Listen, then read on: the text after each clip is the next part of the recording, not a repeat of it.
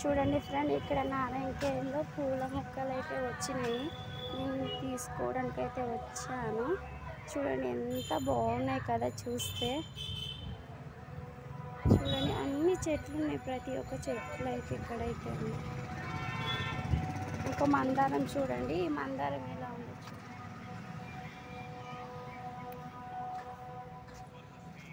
చెప్పుదాం. కొమ్మన పెట్టిరు చూడు, కొమ్మ పెడితే నాటిరు చూడు. బాగుంది.